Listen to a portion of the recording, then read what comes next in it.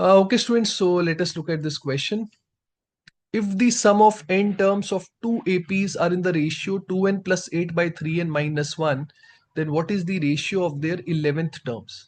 अब सबसे पहले तो स्टूडेंट्स आप देखेंगे कि दो डिफरेंट एपीज हैं, तो उनके फर्स्ट टर्म भी अलग अलग होंगे, उनका कॉमन डिफरेंस भी अलग अलग होगा। तो मैंने क्या किया कि पहले वाले एपी के फर्स्ट टर्म को A1 मान लिया, दूसरे वाले एपी के फर्स्ट टर्म को मैंने A2 ले लिया। पहले वाले एपी में कॉमन डिफरेंस को D1 ले लिया, दूसरे वाले एपी में कॉमन डिफरेंस को D2 ले लिया। Now just apply the formula of sum of n terms. तो पहले केस में n टर्म्स का सम क्या हो जाएगा? That would be n/2 twice of A1 plus n-1 into D1। दूसरे वाले केस में स्टूडेंट्स n टर्म्स का सम हो जाएगा n/2 twice of A2 plus n-1 into D2।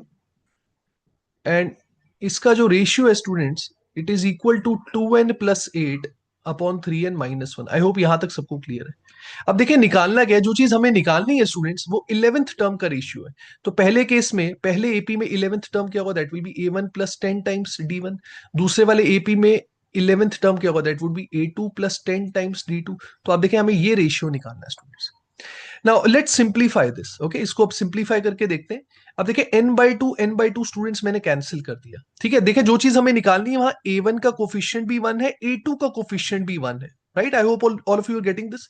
तो स्टूडेंट्स इसलिए मैं क्या कर रहा हूं, न्यूमरेटर से भी मैंने 2 कॉमन ले लिया, डिनोमिनेटर से भी 2 कॉमन ले लिया, क्योंकि मैं चाहता हूं A1 और A2 के कोफिशिएंट 1 हो जाए।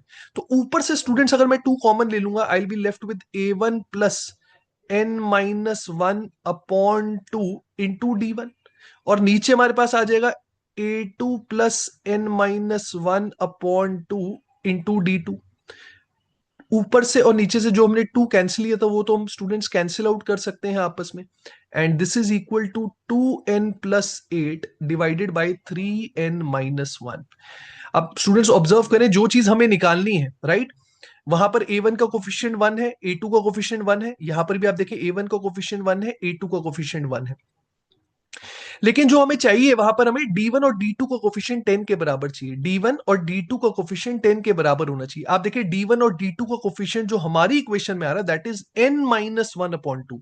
तो कहने से if n-1 upon 2 becomes 10, I'll get my required answer। Basically students अगर ये वाली चीज मैं 10 के बराबर पुट कर दूं तो जो मुझे चाहिए वो मुझे मिल जाएगा।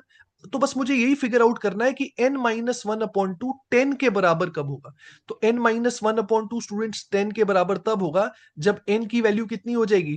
10 into 2 plus 1, that means 21। So students, in this equation, okay, in this equation, if you put n is equal to 21, we will get the required answer। तो n की जगह अगर मैं 21 पुट कर दूंगा तो आप देखिए लेफ्ट हैंड साइड क्या बन जाएगा? लेफ्ट हैंड साइड में स्टूडेंट्स मेरे पास आ जाएगा A1 plus 10 times D1। Denominator में हमारे पास आ जाएगा A2 प्लस 10 टाइम्स D2। और राइट हैंड साइड स्टूडेंट्स क्या हो जाएगा? If you put 21, so numerator will become 21 into 2 plus 8 which will be 50।